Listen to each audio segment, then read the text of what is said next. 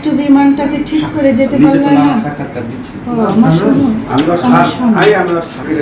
একবার বুকে আসো।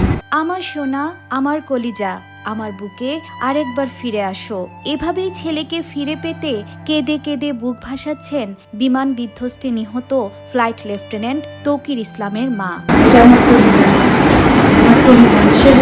ছেলের ছবিতে চুমু খেয়ে বারবার আদর করে দিচ্ছেন এই হতভাগিনী মা।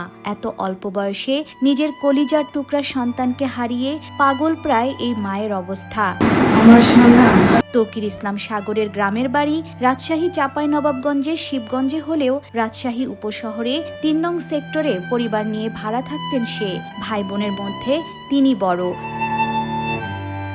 মাত্র ৬ মাস আগে বিয়ে হয়েছিল তার। স্ত্রী ঢাকায় একটি প্রাইভেট বিশ্ববিদ্যালয়ের প্রভাষক। সংসারটা ঠিক মতো গড়ে উঠবে এই স্বপ্নেই হয়তো ভরসা ছিল দুজনের, কিন্তু একটি দুর্ঘটনায় শেষ হয়ে গেল পুরো পরিবারটির স্বপ্ন। আজ এখানেই কবরে চিরনিদ্রায় শায়িত হবে তরুণ পাইলট তৌকির ইসলাম সাগর।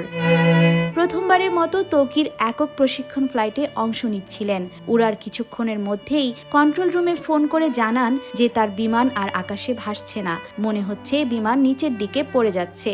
কিন্তু একটা বোতাম চাপলেই প্যারাশুট দিয়ে বিমান থেকে নিরাপদে তখন নেমে যেতে পারতেন পাইলট তৌকির। ফিরতে পারতেন পরিবারে, ফিরতে পারতেন নতুন বউয়ের কাছে, যে এখনো ঘরের এক কোণে বসে অপেক্ষা করছে ভবিষ্যতের হাজারো স্বপ্ন নিয়ে। কিন্তু যে কোনো স্থানে বিমান পড়লে অনেক মৃত্যু ঘটবে ভেবে নিজের জীবনের কথা ভাবেননি তিনি। শেষ অবধি চেষ্টা করে গেছেন।